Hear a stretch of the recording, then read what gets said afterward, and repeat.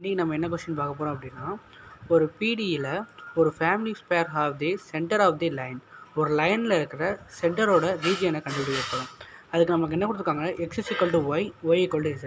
இதை நம்ம எப்படின்னு சொல்லி பார்ப்போம். ரொம்ப சிம்பிளாக சொல்லலாம். இப்போ சென்டர் ஆஃப் த ஸ்பேர் வந்து நான் a, a, a, அதாவது நம்மளுக்கு வந்து XYZ கொடுத்துருக்கனால நான் 3 இது எடுத்துக்கிறேன், 3 கான்ஸ்டன்ட் எடுத்துக்கிறேன், நான் ஏன்னு வச்சுக்கிறேன். அப்போ நமக்கு நார்மலாக ஒரு பிளெயினோட ஃபார்மில் என்ன தெரியும், x - a² + y - b² + z - c² = r². இதான் நம்ம ஃபார்முலா. நம்ம இங்கே சென்டர் ஆஃப் தி ஸ்பேர் என்ன எடுத்துருக்கோம்னா a, a. ஸோ நம்ம கான்ஸ்டன்ட் டைம் வர இடத்துல a, a சப்ஸ்டிட் பண்ணுறோம். சரியா? இப்போ நெக்ஸ்ட் என்ன பண்ண போகிறோம் அப்படின்னா, அந்த ஈக்குவேஷன் 1 வச்சுக்கிறோம். அந்த ஈக்குவேஷன் 1 எக்ஸை பொறுத்து டிஃபரன்சியேஷன் பண்ணுறோம். அப்போ எக்ஸை பொறுத்து டிஃபரன்சியேஷன் பண்ணும்போது நம்மளுக்கு இங்கே என்னென்ன பார்க்கணும் அப்படின்னா, x term and z term. அப்போ ஒய் டேம் வந்து 0 ஆகும். அப்போ கான்ஸ்டன்ட் டேம் 0 ஆகும். இவ்வளோ தான் கான்செப்ட். அப்போ நம்மளுக்கு எக்ஸ் அண்ட் இசட்டை பொறுத்து எக்ஸை பொறுத்து டிஃபரன்சியேஷன் பண்ணும்போது 2 × x - a × எக்ஸை பொறுத்து டிஃபரன்ஸ் 1. நெக்ஸ்ட் 2 × z - a × இசட்டை பொறுத்து எடுக்கும்போது ∂z/∂x.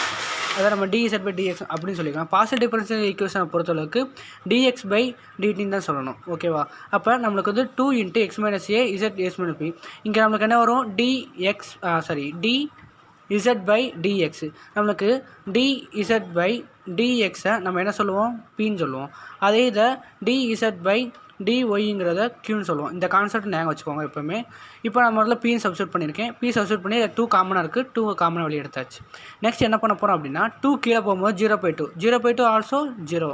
இப்போ x - a z - a × p. இப்போ நம்ம பியை உள்ள சப்ஸ்டியூட் பண்ணி ஒன்று கொண்டு வரேன். இப்போ இதில் ரெண்டில் என்ன காமனாக இருக்குது, பி காமனாக இருக்கு. இருங்க வரேன். இப்போ நம்மளுக்கு ஏ டேம் தனியாக செப்பரேட்டாக பிரிக்கும். இப்போ x + pz மைனஸ் இல்லை ஏ காமனாக இருக்குது, -a. அப்போ -a + இல்லை ஏ காமனாக வெளியே எடுத்தால் 1 + p. இங்கே மைனஸ் அங்கிட்டு போனால் ப்ளஸ் வரும். ஸோ இங்கே a = x + pz / p + 1. இதை நம்ம ஈக்குவேஷன் 2ன்னு வச்சுக்கிறோம். இப்போ நம்ம இது வரைக்கும் என்ன பண்ணியிருக்கோம், எக்ஸை பொறுத்து ஈக்குவேஷன் 1 டிஃபரன்சியேஷன் பண்ணியிருக்கோம்.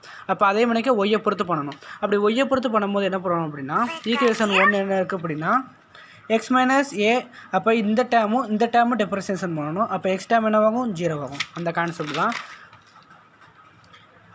இப்போ பண்ணும்போது இதில் நமக்கு 2 அதே கான்செப்ட் தான். நம்ம மேலே என்ன பண்ணமோ அதே ஸ்டெப்பு தான் திரும்ப பண்ண போகிறோம். 2வை வெளியே எடுக்க போகிறோம், 2 அங்கிட்டு கொண்டு போகிறோம், 0 ஆகும். இதில் y × a டேமை செப்பரேட் பண்ணுறோம். ஏ டேமை செப்பரேட் பண்ணுவோம். ஏன்னா ஏ தான் நம்மளுக்கு வந்து center of the sphere. So நம்ம ஏ வர வச்சு தான் நம்ம அதை 2 ஈக்குவல் பண்ணி ஆன்சர் கொண்டு வர போகிறோம். ஸோ அதனால தான் நான் ஏவை செப்பரேட்டாக பிரிக்கிறேன். நீங்கள் எதுக்கு பிரிக்கிறீங்க கொஞ்சம் கன்ஃபியூஸ் பண்ணிக்கிறாங்க. இப்போ நம்ம அந்த ஏக்கு பதிலாக நீங்கள் பி கொடுத்தீங்க, சி கொடுத்தீங்கன்னா அப்போ நம்ம அதுக்கு தக்க நமக்கு பிரிக்கணும். நான் ஏன் கொடுத்துருக்கனால அந்த ஏ டேம் வச்சு பண்ணுறேன். ஓகேங்களா? இப்போ அடுத்து ஏ டேம் கிடச்சிருக்கு. இப்போ y + 2z a 1 + q. இப்போ நான் ஏவை செப்பரேட்டாக பிரித்தா y + zq q + 1.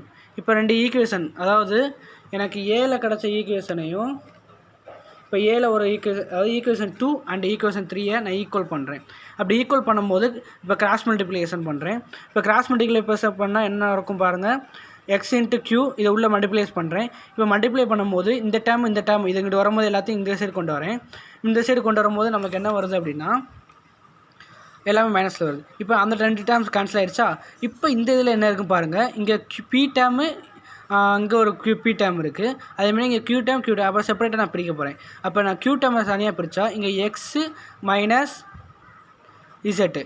அதே மாதிரிக்கு நான் பியை காமனாக இருக்கும்போது z - y.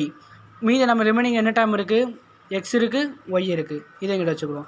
இப்போ அடுத்து என்ன பண்ண போகிறேன் அப்படின்னா, இந்த எக்ஸ் ஒய்யை நம்ம அங்கிட்டு கொண்டு போகிறேன். அதாவது -yங்கிறது அங்கிட்டு போகும்போது +y ஆகும், +x அங்கிட்டு போகும்போது -x ஆகும். இவ்வளோ தான் கான்செப்ட். நம்மளை கொடுத்துருக்கிறதுனா இந்த ஒரு ஃபேமிலியில் உள்ள சென்டர் ஆஃப் ஸ்பேரோட வேல்யூ வந்து கேட்டிருக்காங்க.